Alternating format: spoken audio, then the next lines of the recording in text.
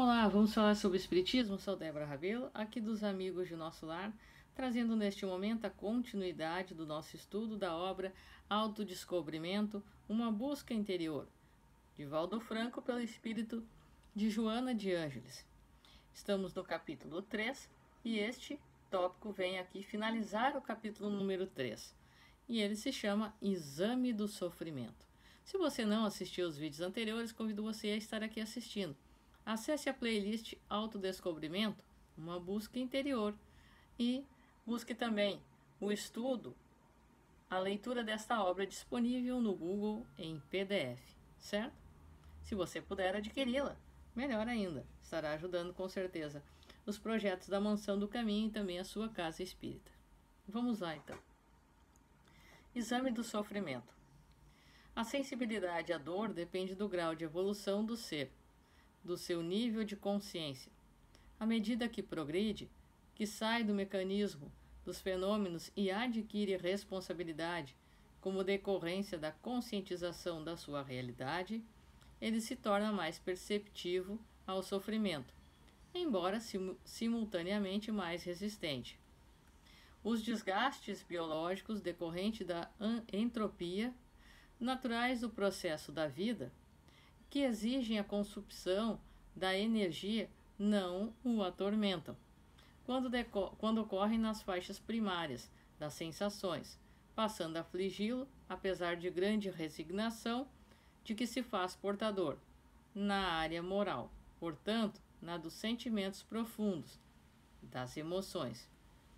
Emergindo dos automatismos da inconsciência, adquire mais amplas percepções e lucidez, consciência, despertando para as aspirações elevadas da altivez emocional e da abnegação pelo serviço do bem, como natural renúncia ao egoísmo em favor do próximo, individual, como do grupo social do qual se movimenta.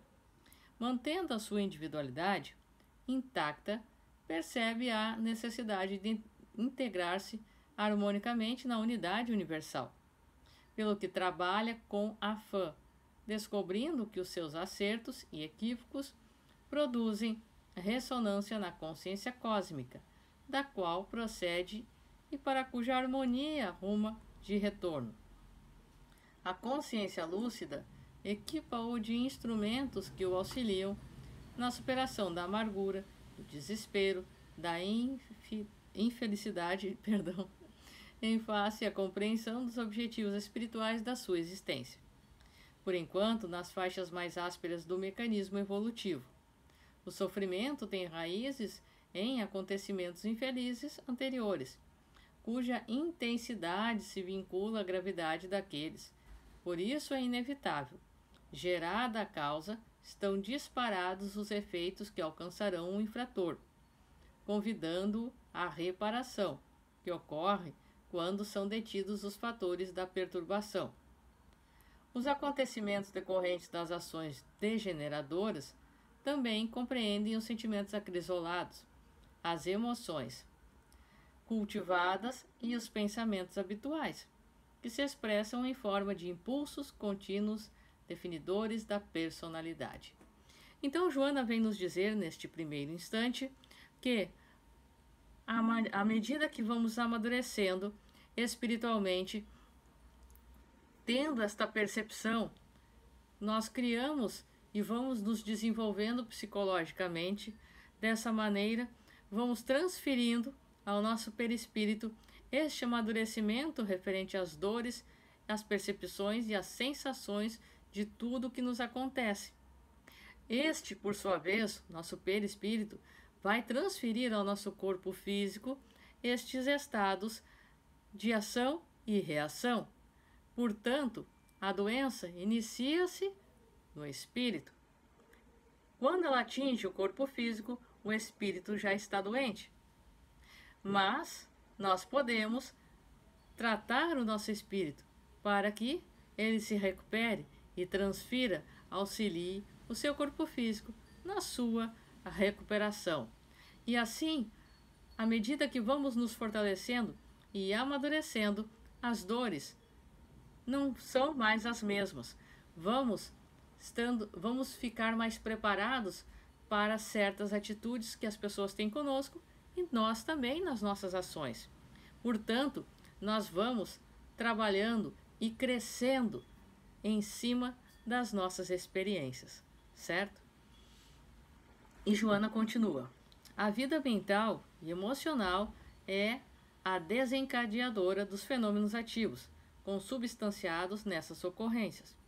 É importante preservar-se a fonte gerando experiências salutares, porquanto o corpo físico, tornando-se automático as influências, executa as pressões originais de que se faz objeto. Quando o arqueiro libera a flecha, já não pode deter-lhe o destino. Assim, também ocorre com as ideias emocionalmente comprometidas, ante a vontade fraca que as direciona e liberta. O corpo é veículo dútil ao pensamento, sujeito aos sentimentos e vítima das emoções. De acordo com as qualidades deles, passa a ter a sua organização condicionada, e o sofrimento é-lhe sempre a consequência das expressões errôneas. Os sentimentos, as emoções e os pensamentos constituem a psique do ser, onde o espírito encontra o seu centro de manifestação até o momento da sua conscientização plena. Desse modo, a organização molecular do corpo somático é maleável à psique, que a aciona e conduz. Por isso, cada indivíduo é responsável pela aparelhagem orgânica de que se serve, tornando-se co-criador com Deus na elaboração dos equipamentos internos e externos para a evolução através do veículo carnal. A cada momento se está construindo, corrigindo ou destruindo o corpo, de acordo com a direção aplicada à psique. Não raro, os efeitos se fazem demorados, porém nunca deixam de produzir-se. Tais são os casos dos ditadores, dos exploradores, dos seres e dos povos, dos viciados de variado tipo, que parecem progredir quanto mais se fazem impiedosos, promíscuos e venais. No entanto, nunca escapam das malhas das tragédias que os enredam e consomem. A sua história, de torpezas e venalidades, culmina em dolorosos embates com a consciência de culpa, que os alija do mundo ou que os leva a ser impulsos por aqueles que antes desprezavam, pisoteando-os selvagemente. Graças a essa psique, responsável pelos karmas, a hereditariedade encontra-se submetida à lei da compensação, unindo os homens conforme as suas simpatias e antipatias, afinidades e desarmonias, que os vinculam em grupos reencarnados, com características semelhantes, impressas no Gênesis e cromossomas pela necessidade da evolução. No fundo, cada um é herdeiro de si mesmo, embora carregando implementos condicionadores que procedem dos genitores e ancestrais através das leis genéticas.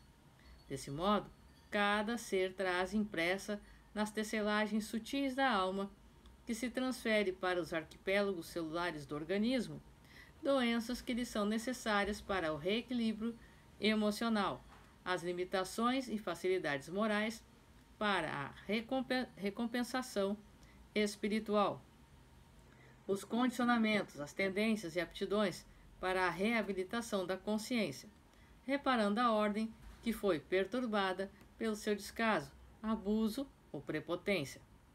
Manifestam-se, portanto, os efeitos como enfermidades kármicas, coletivas ou individuais, que periodicamente o assaltam, exigindo o refazimento do equilíbrio, restauração da harmonia.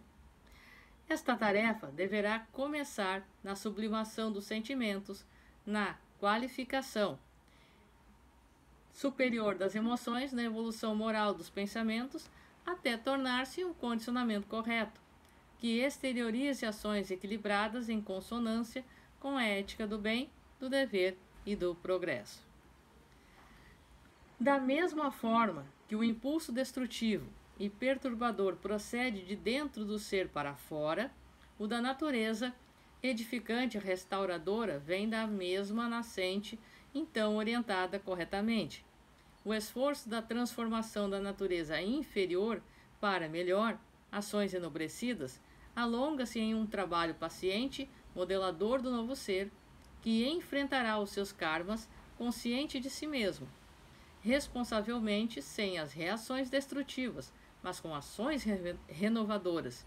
É o caso das enfermidades irreversíveis, que se modificam e desaparecem às vezes, quando quem as padece enfrenta o infortúnio e coopera para sua superação, porque ainda não sabe identificar ou não quer o seu estágio de evolução, para bem compreender as necessidades e saber canalizar as energias. O indivíduo demora-se infrutíferamente nas faixas primárias do sofrimento, quando lhe cumpre ascender, empreendendo o esforço libertário que o leva à saúde integral, à felicidade. Os princípios que regem o macrocosmo são sempre os mesmos para o microcosmo. O homem é a manifestação da vida, sintetizando as glórias e as imperfeições do processo da evolução que lhe cumpre desenvolver para atingir o ápice da destinação a que está submetido. Portanto, nós vamos percebendo assim que cada ação nossa vai tendo uma repercussão, primeiro no nosso espírito, segundo no nosso perispírito, desencadeando em nosso corpo físico, e aqueles que estão conosco à nossa volta, tendo as consequências também de tudo isto. Muitas doenças nós vemos que atingem milhares de pessoas ao mesmo tempo, porque estão vibrando na mesma faixa, e seja por uma necessidade, seja por uma escolha de enfrentar aquela situação como uma missão, uma superação voluntária numa prova, ou uma necessidade de restauração de dentro para fora, como fala ali, esta organização irá acontecer. E a pandemia que nós enfrentamos do coronavírus atualmente é um caso deste, que nós acabamos de enfrentar, mas que ainda muitos acabam se contagiando, certo? Então, este foi o capítulo final do capítulo 3, o tema final do capítulo 3, e no próximo vídeo nós estaremos adentrando o capítulo 4, o inconsciente e a vida, certo? Eu sou Débora Rabelo, um forte abraço para você, que os bons espíritos nos guiem, Jesus nos abençoe, e até a próxima.